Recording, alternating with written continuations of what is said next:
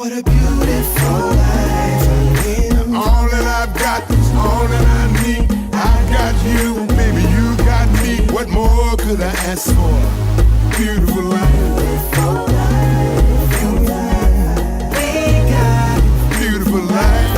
I got what a beautiful life. Beautiful life. Listen, I woke up this morning, y'all. The sun was shining oh so brightly. I thought about how good this life is. Back in the day, it wasn't always like this. I think about the things we done been through. I think about the place that I come from. It wasn't always easy, so every day I'm thanking God for the beautiful people everywhere I go. I just need to see your smiling faces at my show. And when you're feeling real love from the family, every day is a gift, y'all, that's all I need. What a beautiful life. All that I've got is all that I need. I got you, baby, you got me. What more could I ask for? Beautiful life. Beautiful life. We got beautiful life. I got what a beautiful life. Beautiful life. Happiness, you know, it feels real good, y'all. For us to get it, then we gotta work hard, y'all. Every day. And don't pay attention to the things they say when they tell you that you can't make it, but you can if you try, y'all. When life is rough, I know sometimes you wanna cry, y'all. Just keep the faith and don't question. Ain't no need of stressing. Your life is still a blessing. It's not about the cars, the money, or the clothes. You can believe these things will only come and go, but when you're getting real love from everyone you meet, it's a blessing, y'all. It's magic, y'all. What a beautiful life. All that I've got is all that I need. I got you, baby, you got me. What more could I ask for? Beautiful life. Beautiful life. We got beautiful life. I got what a beautiful life. Beautiful life. And now we all been blessed to be here, so it ain't no need for stress. We don't worry about the things that we can't control. We just pray and hope for the best. Hey y'all, how you doing? The studio is empty today, so doesn't it feel a little empty? It feels a little quiet. But anyway, today is March 4th. Okay, are y'all ready for this? Because we have more snow coming. Now, it is only 16 days, people, 16 days until spring. So we can make it through one more storm. And this was an interesting fact that I found out, that in the month of March last year, we had 3 snowstorms. So I think we're going to get off pretty easy that this might be the only one. So we would have had 2 winter episodes. And I got a question. When did they start naming the winter storms? It used to just be a winter storm is coming. Now it's Nero and Thor and whomever else, Thomas or Nikki or whomever it is. But it throws me off when they name a winter storm, because I'm thinking, but isn't that what the hurricanes are? I thought that they only named hurricanes. Today, I have a full show. Today, I am going to have the author of the Sister Betty Christian fiction series, and her name is Pat George Walker. She'll be calling in about 10 minutes. And also, I wanted you all to know that the peak season for the cherry blossoms this year is going to be April 11th through the 14th. Now, here's why that's important. Because with all this snow, it's, the cherry blossoms are still hibernating, I want to say. So I'm guessing it might be pushed back a little bit. So don't make your plans yet to go see the cherry blossom. So plan between the 11th and the 20th, because I believe that's going to be the time that they actually come out. And I want to show off my cute little shirt today. DJ Boom said I should sit profile, but I'm just going to hit you with a little bit of the shoulder. Isn't that just the cutest little thing you've ever seen? I mean, I just love this shirt. And, I said that my LGBT community, they would probably be fighting me for this shirt if they ever got their hands on it. But can't have it. I actually got this shirt from a place called the G Shop with Giovanna. She moved to Bowie. So that's where I got the shirt from. And today, it is less than 2 weeks away from the play by Mache. Remember last week we had her and her cast, Crazy Tiffany and Ananda, and director Josh were in the studio with me last week. So the play for My Boyfriend's Wife, and the first part of this show is sponsored by My Boyfriend's Wife. Tickets are almost gone for the evening show. So if you really want to go to this show, and I think this show is going to be hot, you are going to need to go to www.authormache.com. And Mache is MYCHEA.com to get your tickets for the stage play My Boyfriend's Wife on March 14th at 3 and 6 p.m. This is a show that you do not want to miss. It's going to be at the Arc Theater, which is down on Mississippi Avenue. They gave you the address last night, but you can also look up the Arc Theater and you can find directions there. But make sure you go and get your tickets. I will be at the 6 p.m. show, people. 6 p.m. That's where all the VIPs hang out. So the 6 o'clock show will have a VIP section, and will be in the house. And I know some other friends of mine. Paula's coming down from New York.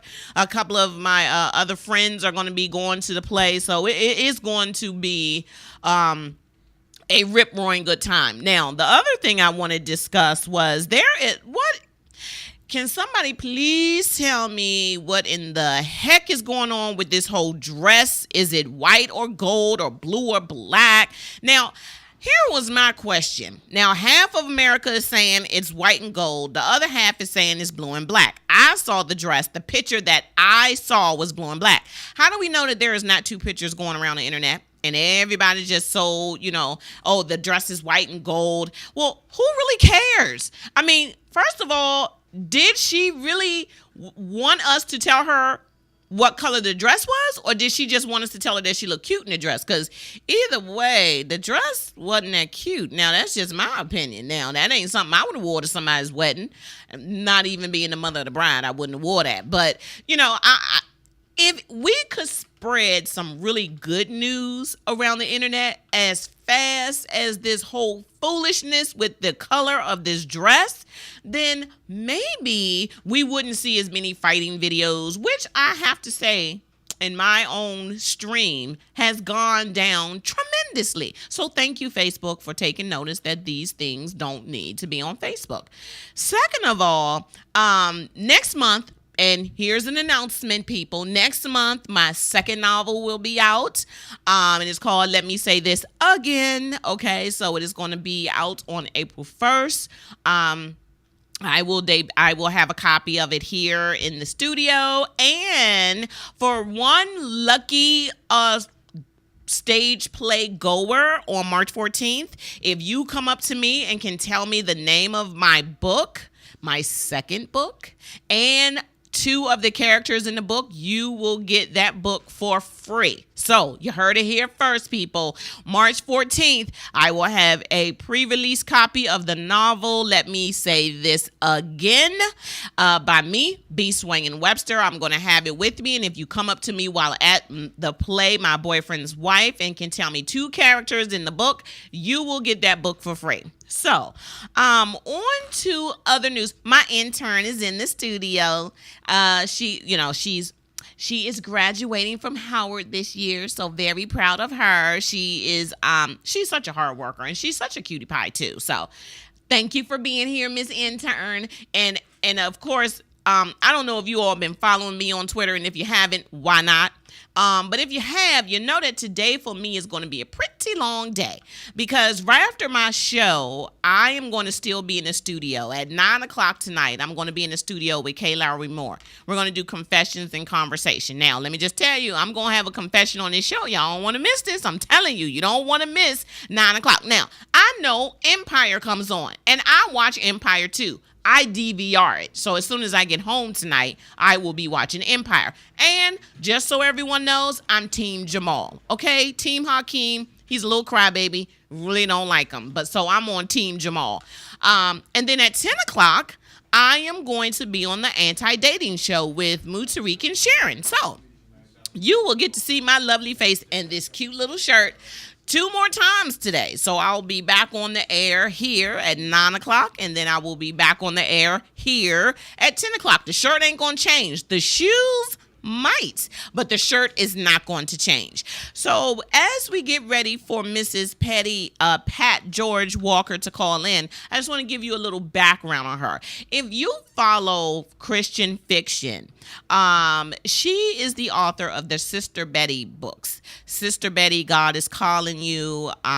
It's Sister Betty, God is Calling You Again, or book 2. So I read these books and they are hysterical. Now, first of all, I hope I don't have nobody in my, well, okay, everybody got a Sister Betty in their church. You know, the one that sing a little bit too loud, that's off key, the one that want to pray the, 5-minute prayers when everybody looking around and, trying to figure out when is the prayer going to end until somebody starts coughing incessantly and then that's her cue to end it. Or, just like the Oscars, you got to play the piano over top of her prayer so that she knows you need to stop. See, we all got one of those in our church. We just, we call them the mother of the church. I'm just gonna put that out there. So mother of the church, please, oh, and why the big hats, people? I mean, I'm not a hat wearer, but I found some cute little hats when I was down in St. Martin, so I can't wait for the summer to come. I was going to put the hat on today, but it would have just been a little foolish looking, with snow and the summer hat on.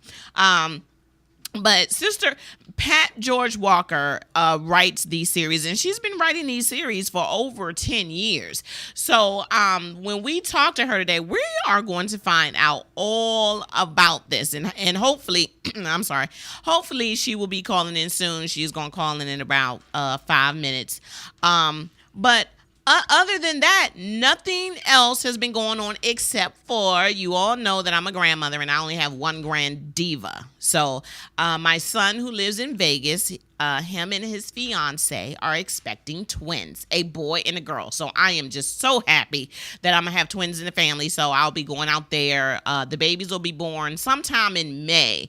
I believe that, the end of May, 1st of June. So in that vein, I am going to have 2 grand divas. So, I don't know how well the first grand diva is going to take this little bit of news.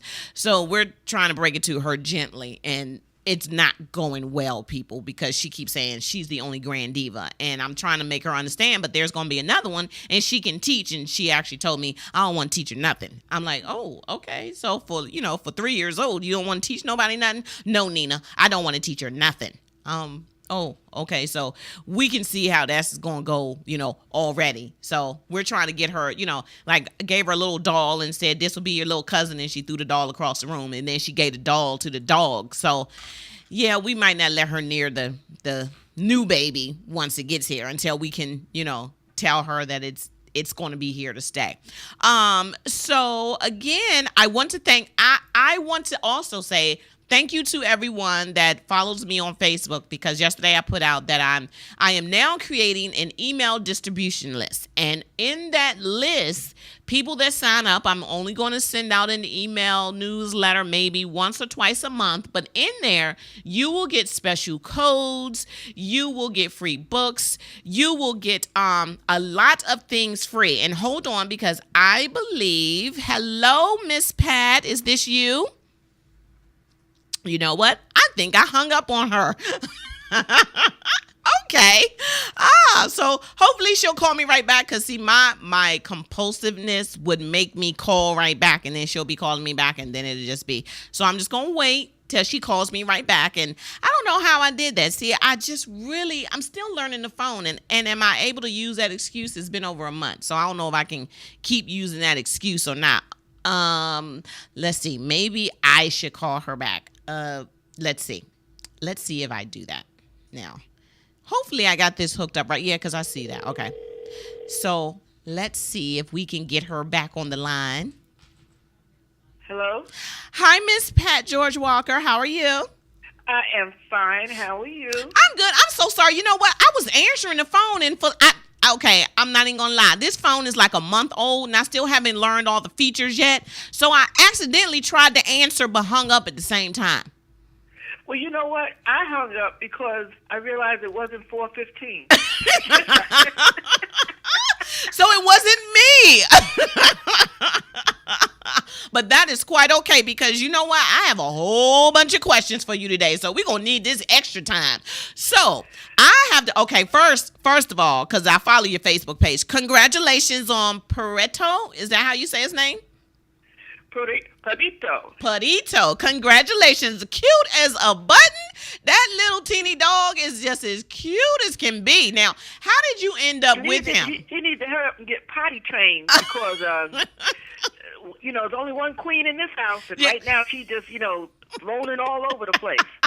So we're working on that. Well, and you know what? And the good thing is, at least you can work on it. And unlike mine, who is 7 years old, I think once they get to a certain age, my dog is a Yorkie. He's 7 years old now. I think he forgets sometime. I'm trying to figure out, do they have doggy diapers? Because, sometimes if he is left up too long, when you let him out, he goes immediately before he gets outside. So, yeah, Stanley Steamer is going to pay my house a visit next week because he did that last week sometime. This one is a Shih Tzu Yorkie. Okay. So now let me ask you, because my daughter has one as well. Does he bark a lot in the evening? No, not too much. Well, she's only eight weeks old. Okay. But she's at that point now where she likes to chase John A all over the place. But she wants me to hold her a lot. You know what you need? You need one of them baby carriers. Yeah, that's what I ordered. She has a cage, and she's got just about everything she needs. I ain't into all that bath every day stuff, so she's got the wipes, and the spray, and she smells better than me. Yeah. Don't most dogs, because my dog sometimes I think, a lot of work. What am I doing? Like, I try to get my dog a bath every week, and now sometimes he looks at me like, what are you doing? Like, what? I'm not going in the bathroom anymore. Like, he refuses to even walk by the bathroom now because he thinks every time he walks by, I'm going to scoop him up and throw him in the tub. So he don't even come by the bathroom anymore, but, Well, they got the wipes now. Really? I need to try that out. I think it's by Earth Care or something like that. I'll send you the link to it. Oh, yes. Because there's no harmful materials, anything. Okay. And they also have the spray.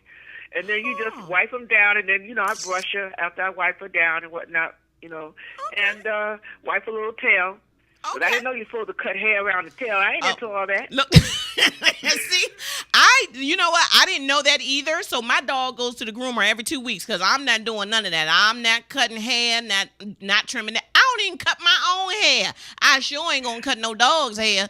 Ooh, Lord Jesus. And I don't get it because I was told to just put her nose right by where she made it when she wasn't supposed to, and then put it where she's supposed to make it.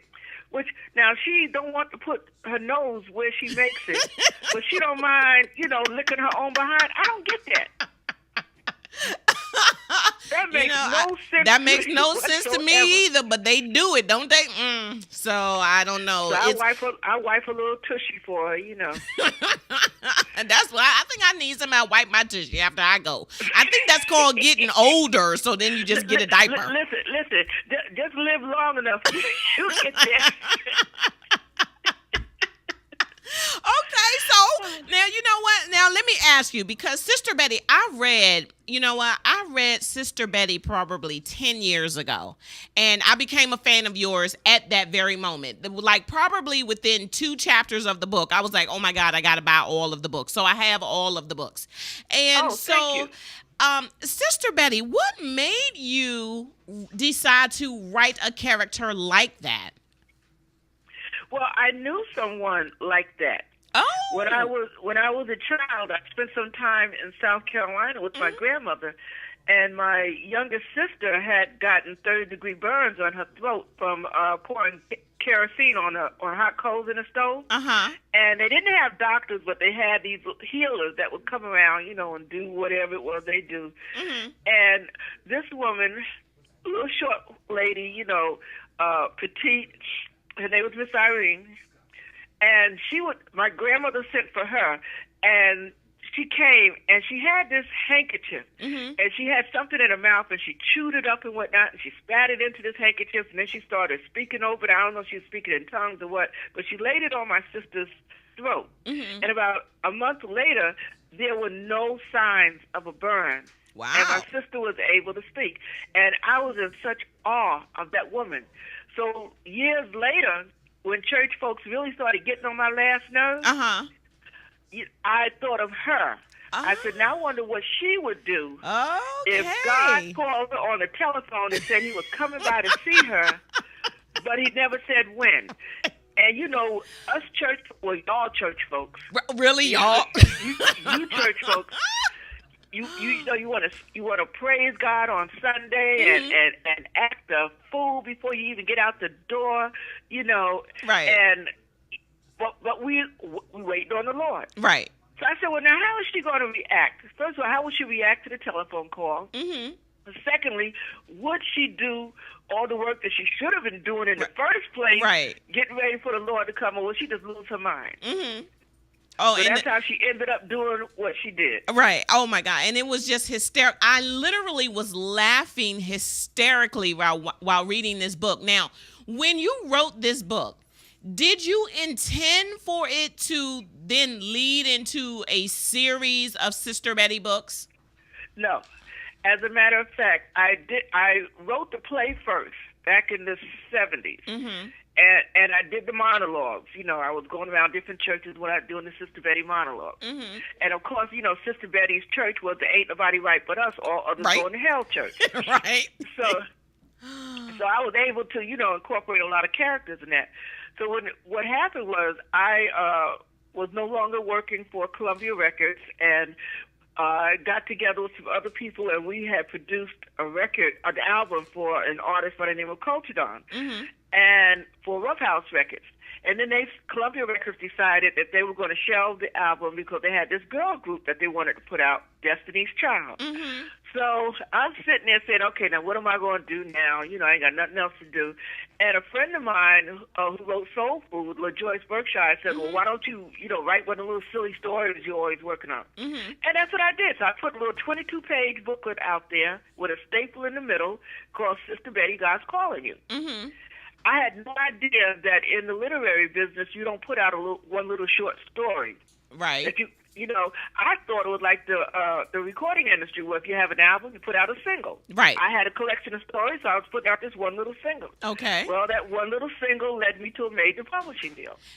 Now, let me ask you. And it became a series. Right. So because you're with Kensington, so how did you go from the one little staple booklet to Kensington? Had you been like going around selling these little booklets or giving them away, and then, or did you try to be published? I came from promotion and marketing. Okay. In the record industry. Okay. So I was on the internet, and I was having different contests, and you know, I did sell a few books. Plus the fact that I was typing these books up on my own computer. Mm-hmm. Okay.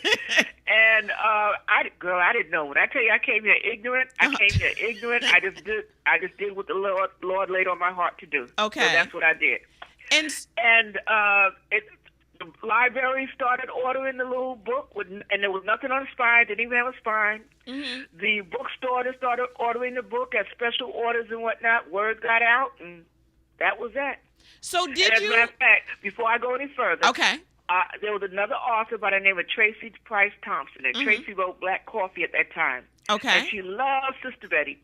So she introduced me to her agent, who in turn took the book to Kensington. Okay, because that's what I was about to ask you. So you got the agent, and then that's how everything started to roll along. So when you signed with Kensington... Well, no, not really. Everything was already rolling along, but I didn't know anything. Okay. So you needed that agent to help you. Right. Okay. To help, right. So when Kensington acquired this book, did they tell you, we want you to write more Sister Betty books, or did you go to them? Did your agent say, hey, we can do this? They told me what they wanted, because at the time there was nothing like what I was writing. Right. And there was no genre called Christian comedy or gospel comedy. Mm-hmm. So Publishers Weekly credited me with, creating a new genre of fiction. Okay. And although I had about, a lot of stories, already in my collection anyway. So they reprinted the book, but they reprinted all the stories. Okay. And that's how it became Sister Betty, God's Calling You Again. Right. Okay. So when Sister Betty, God's Calling You Again, when that came out, what did your church, because did your church family know that you were writing this novel, and what did they think about it?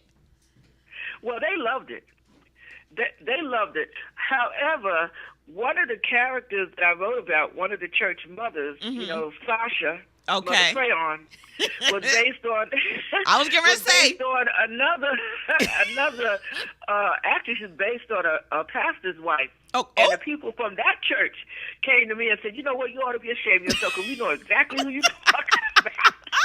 But now here's the funniest thing, because they knew exactly how Sister Crayon acted, they knew exactly who it was. So now, who should be ashamed? The real Sister Crayon? Right. And I tell you something else. A lot of people thought that Pelza, South Carolina, didn't exist. But Pelza, South Carolina is a real little town in South Carolina. It's right down there by Williamson and Piedmont and Anderson and Greenville, Belton, in that area. But the reason I chose Pelza was because when I lived down south with my grandmother, which I hated being down there, every time I tried to run away, I would get as far as Pelza. And it was always some white folks there that knew my grandmother. They put me in the truck, bring me right back to her, and she would whoop my behind. And I promised that one day I would get Pelza back. Had no idea that I would put them on the map. Wow. So I mean that is amazing. That's amazing. And because you've been with Kensington for so long, are you still now the latest book from Sister Betty was Getting Married. Now, Sister Betty Says I Do. Now, is there going to be another Sister Betty book? That's all they really want from me, and I'm working on one now. Okay. It took me a while to get back into it because the book was like about a year and a half late. Oh, wow. But because when my husband passed in 2013, I for a long time I lost my sense of humor. Okay. Because he was like my muse, he kept me laughing. We kept each other laughing. Okay. And I'll be honest with you, I didn't know what to do with myself. Mm-hmm. I was kind of, sailing on a ship of anger one minute and, crying the next minute. Right. And, so it was not a good fit for me to try and write. And my editor told me, she says, well, when you get ready, that's when you write the book. So I had to get a lot of stuff out of me. Uh-huh. And just come to understand that he's gone. Right. Now, let me ask you, the relationship that you have with your editor, how long have you had the same editor? Because that's a special relationship when your editor tells you, when you're ready, write the book. I've had the same editor since about 2006 or something like that. Wow. So, Selena James, excellent. And she's always pushing me to do better. Okay. And they kind of, put up a lot with me because I ain't no spring chicken no more. And I can get in my little moods too, But they work with me. They really work with me, and they loved my husband, you know. So they understood. So let me ask you, still understand. For as many books, you have 13 books out. So with as many books as you have out, do you still get those butterflies in your stomach and you feel excited with every book that I write, I feel like I don't know how to write. Mm-hmm. I know that sounds crazy, but with every book that I write, I approach it as if I've never written a book before. But shouldn't every author do that? Because then you don't want to get too comfortable? I don't know about every author. I just know about this one. And I think that's why I might have about 6 or 7 drafts before I even can get to, what the story is all about. Okay. And I'm not one that can really work with an outline. Okay.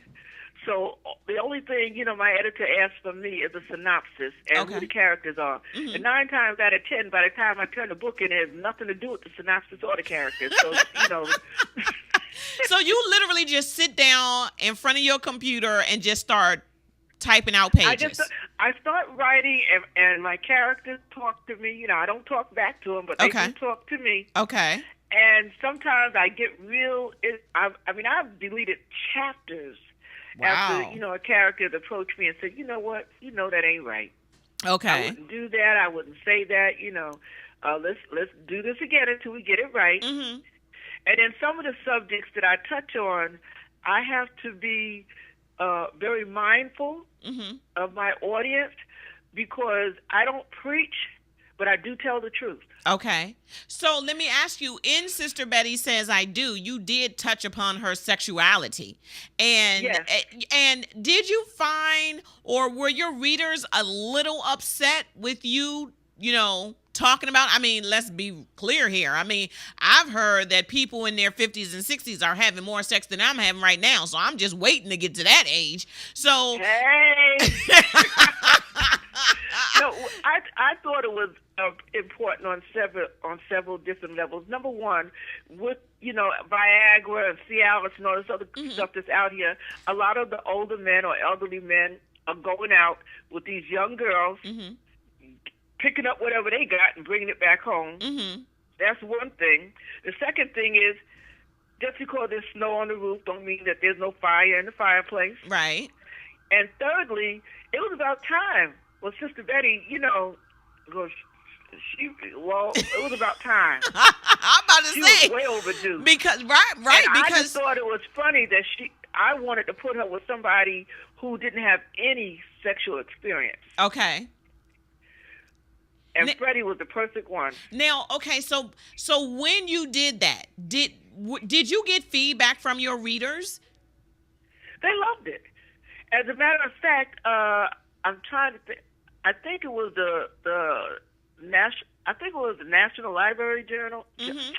I can't remember who said it, but they were saying that they were wondering if I was coming out with a new line of stories for older people. Well, see, you know what? I am not going to lie. After I read Sister Betty Says I Do, I said, oh my goodness, she's going to start writing some really steamy novels. That's what I thought. That was just that was my hope. That's what it was. Because, no, you're right. Now, Sister Betty is in her, let's say, early 60s, I would say. Nah, she's from mid to upper 60s. Okay, her mid to upper 60s. But this woman is spry, and we all know someone like that. I got to say that my mom is like that. Now, my mom just had a birthday. She's 8, and I know I'm going to get it right. No, she's 85. I want to say 85, or is she 86? I keep forgetting because, when you get that age, it really don't matter how old you are. But she's in her mid 80s, and because her last name is Swangin, that's where Swangin comes from. And let me tell you, she is feisty. Her eyesight is not the best, and she wears 2 hearing aids, and she turns them off when she gets ready. But she is as spry as they all get out. She'll quickly tell me, now you're not too old, and I'm thinking, really?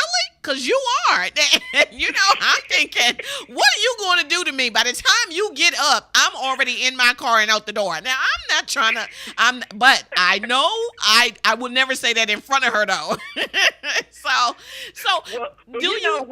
With the 2 church mothers, B and Sasha, Uh-huh. I try my best to write a book without them, and I get such flack about it. Yeah. It's like B and Sasha are just as popular as Sister Betty. Yes. And I know B and Sasha. I'm telling you, I know these 2 women. I know them. Do they know that that's them? Well, one of them has passed on. Okay. So, but I'm sure, So you can't say the name because then it would give it away, huh? Is that what you're I can't say the name, but I'm telling you, and most of the stuff that I write about B and Sasha, Uh-huh. I have seen them do it. Okay. Okay. Now, see, if that ain't a reason to go get the book. So let me Most ask of you. the stuff, let me tell you something. I don't Okay. have to make up too much. Uh-huh. I really Wow. don't. A lot of stuff, and stuff that people have said couldn't be true. Like, for instance, Inclusion on Desperation, where I forget which one of the characters. I think might have been Sister Hellraiser. I'm not sure. Started a fight with the It was with Sister the Hellraiser. Spanish girl, right? Because Yep. she cheated her out of 15 cents. Yep, Well, 15 cents. People were saying that couldn't be true. No. You don't mess with their police money. would've showed up. It was true because it was me. I did it. Oh, no.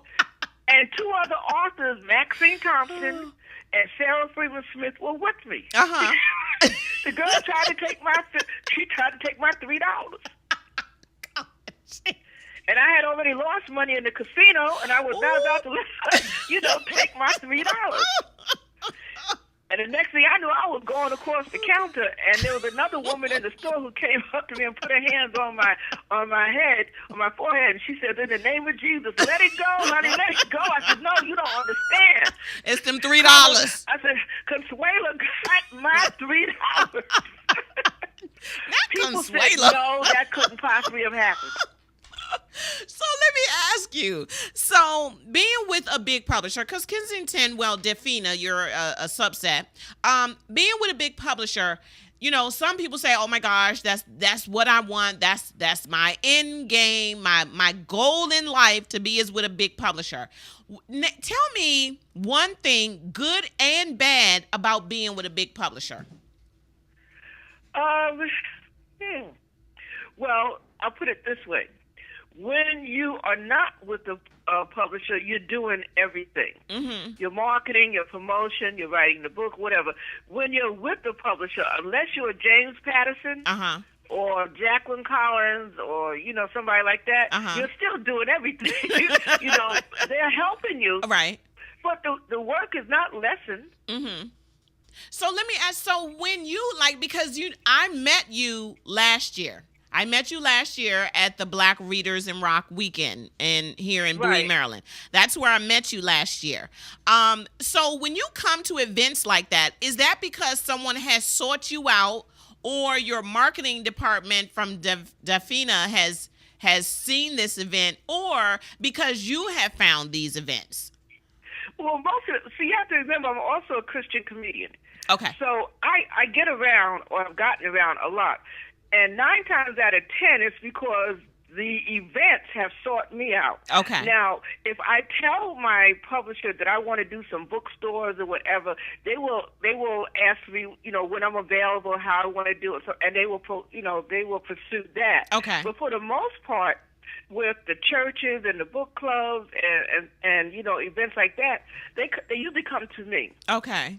And then then there's also, I've had Ella Curry for quite a while. Okay. Because most authors will tell you that they still have outside, event planners, or they have outside marketing, or publicity or whatever. And Ella Curry from EDC had been Right. my publicist on the outside for, oh my goodness, I can't think of how long she's been there. She's been there for me. Uh-huh. So, I've had extraordinary help. Mm-hmm. So now, have you found, because I'm thinking, now I don't know, I could be wrong, is your demographic mostly middle-aged to older people, or is it across the board? Are you finding It's really across the board. I've done a conference call with young teenagers, 12, 13, 14, 15 years old, Okay. who have read the Sister Betty books. I got an email, which I'm glad you reminded me of it, from this 16-year-old from Anchorage, Alaska, Wow. asking me about my books. And then I've got, people in the middle. Listen, it's all from one end of the spectrum to the other. I just write, what God has given me to write. Okay. And my purpose in writing is to primarily let people know that we can't say that we love God whom we've never seen and be so mean and nasty to one another. Right. Now, let me ask you, because with the success of Medea, have people compared Sister Betty to Medea? Oh, that's a whole nother thing. I had never heard of Medea until a few years back with my doctor. I went for a doctor's visit, and she said, there is someone who has a character just like Sister Betty. Now, Sister Betty's been out since the 70s. Yes. Okay? And she had the videotape, I think it was Diary of a Mad Black Woman or something. So I watched it, and I was cracking up. I mean, I laughed and laughed. And I could see where people would see the similarities. But, in the black family, we all have a Medea or a Sister Betty. We do. We do. So I can't say that Tyler Perry took anything from me or me taking anything from him. we all have similar experiences with these strong black women, and we try to put them out there from our own perspective and our own experience with them. Now, do you ever want to see Sister Betty on the stage, or, well, not doing the comedy, but do you want to see her as a stage play or on the small screen or the big screen? Is that one of the goals that you see for yourself? If that's something that God has in store for me, yes. The Sister Betty play, I did that years ago. Mm-hmm. Then there are a lot of churches who, because, I still write skits and things like that based on Sister Betty. So there are a lot of churches who put on the skits for fundraisers. Okay.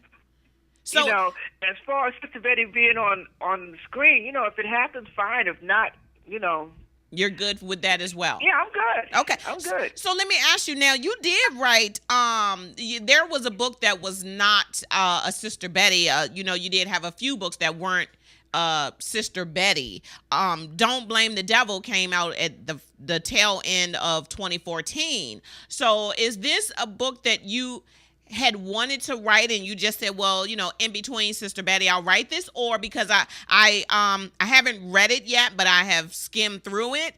So I know it told the story of a young woman, who grew up without her mom, who grew up without a parent. And so I know that in your prologue of the book that you were saying that you took some of your own personal experience to write this book. Did this help you through the grieving process for your husband? Well, actually, no, because that book came out in 2010. Okay. And it was nominated for Best Comedy Book by the African American Literary Book Club against Whoopi Goldberg. Okay. Whoopi won. Okay. But then it came back out again this year at Mass Market. Okay. And Somebody Sitting in My Bed is not a Sister Betty book, although she's mentioned in it. Right. But for, I'm just like really, I don't want to say uncomfortable with where I am. I just want to write like what I'm working on now. Leotis, pastor, the Reverend, who's so righteous, and he's got everything, happening, and yes, and Sister Betty Says I Do, he was going after Siobhan and Sister Hellraiser and whatnot. Well, in this particular story, he has proposed to Siobhan. That's okay. Spoiler alert. Okay. But one of his old chicken heads has come home to roost. Okay. And it just so happens that she now wants to sit in that pulpit. But at the same time, she's up on criminal charges, and guess who was her attorney? Oh, well, okay. Siobhan. Okay, so this is, oh, yeah. So, and when is this going to come out again? Well, as soon as I can get it finished, my editor's waiting. So I hope that when it does come out, you come back on the show, because I would love to be the first person that See, I'm putting out my bid right now. I want to be the first person that interviews you when your new book comes out. So you have my show email address. So as soon as you send it to the editor, say, yep, yeah, it's almost done. I need to be back on the show, because I want to get the exclusive with Sister Betty, coming back out. Which sounds a little odd. The other thing is, if you read my book, so I love secrets. Yes. I love people's dirt coming out later, especially when they try to act like they've never had dirt. Right. And that's one of the lessons that's always throughout your book. Don't do dirt, because you do have dirt somewhere lurking in your family. I don't care how much bleach you use or Clorox, it's coming out. Exactly. Because a lot of times people don't understand when they have overcome their dirt. That is a testimony. Mm-hmm. You shouldn't be ashamed of it. Be glad that God brought you out of it. Exactly. Stop trying to hide it or try to finesse it or whatever, because somebody else is out there who would want to come to Christ, but because they've done the same thing that you have or something similar, they won't. Right. Now let me ask you, because you did mention EDC Creations and Miss Elliker. I'm trying to catch up with her so she can be on the show talking about, what she does.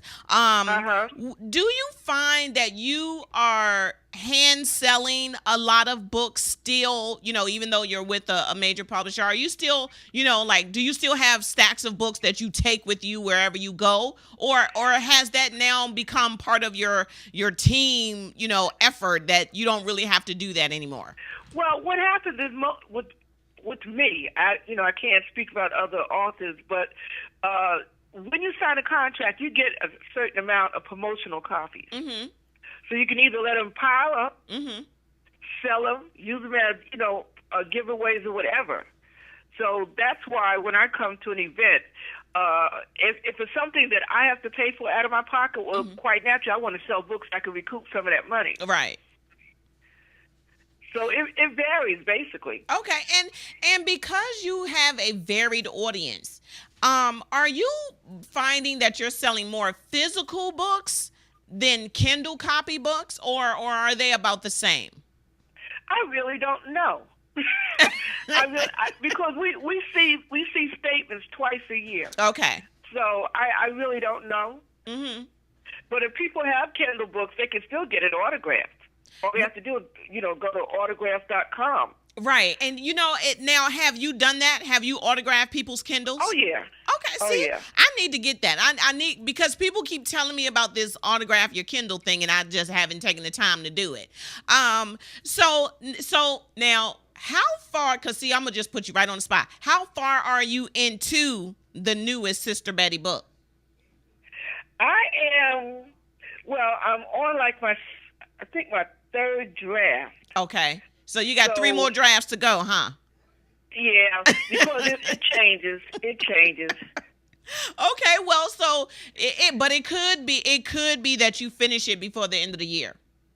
Oh yeah, I plan on finishing it before the end of the year. Okay. So and I mean, when you are finished, please email me back, because I would love to have you back on the show. Well, thank you, darling. Thank you. Definitely.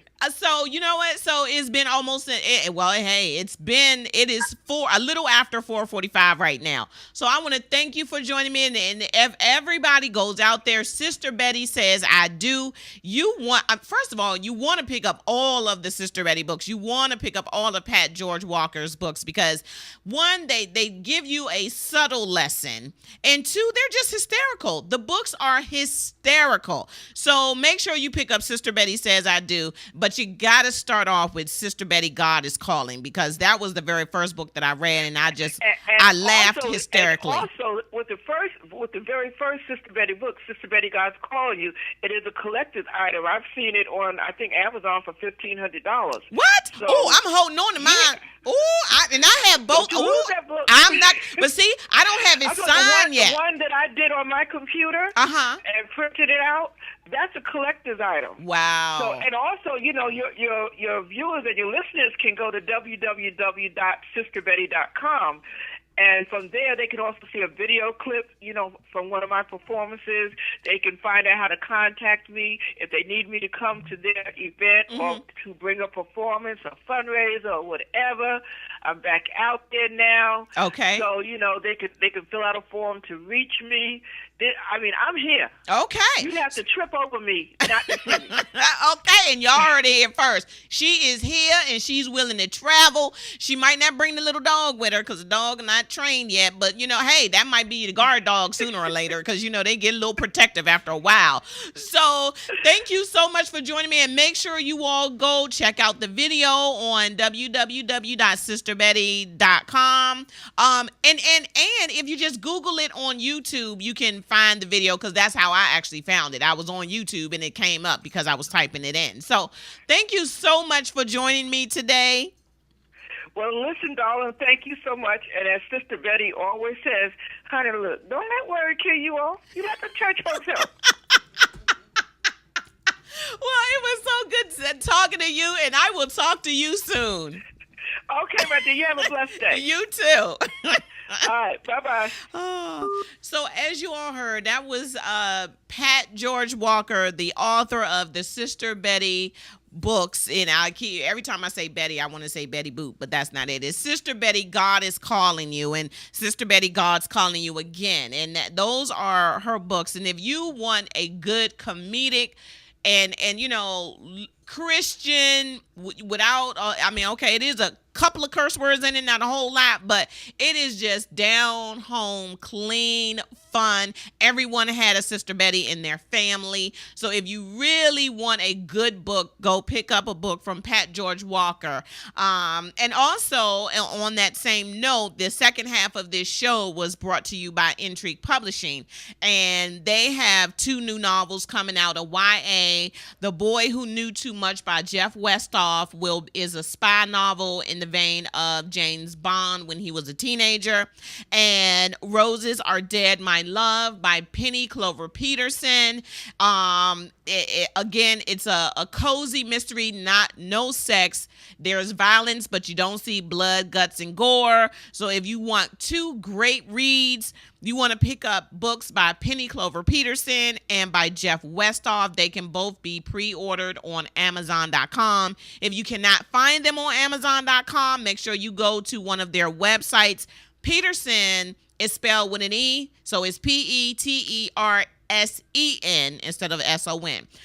So I want to thank you all for joining me. And like I said, I'm here for all evening, folks. I'm going to be here before the snow comes. So, like a bad rash, I'm hanging around. So I will be back on the radio on your computers tonight at 9 o'clock. I'll be with Kay Lowry Moore on Conversations and Confessions. And then at 10, I will be with Mutariq and Sharon on the Anti-Dating Show. So, just like your credit card, I'm getting around. So until next week, people, for my ghost intern and for my intern who's that does such wonderful things on email and Twitter during the show, Devin Pitchford. Thank you, Devin. And he's a senior in high school. He is working his way into college. So thank you so much for always helping me out. So make sure now, one other thing, people. Now, it's only going to snow. Now, this snow will probably melt by sometime early next week. Don't go buying up all the toilet tissue, which I never understand why people go and buy bread, milk, and toilet tissue. Now, can somebody explain that to me? Because if the electric goes out, you ain't going to use that milk. And what are you using bread for? Like peanut butter and jelly sandwiches? I'm not quite sure, because who eats that now? I mean, I'm not quite sure. Or are you just eating dry bread and then toilet tissue, people? Like, what is the point of that? Because it's not like it's the end of the world. You don't need to hoard the paper towels and toilet tissue. So, and again, if the power go out, you only going to be able to flush that toilet a couple times. So I'm just saying.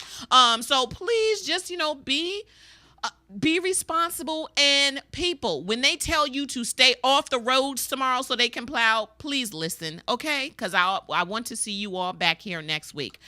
Don't forget to get your tickets for My Boyfriend's Wife, which is on March 14th at 3 and 6 p.m.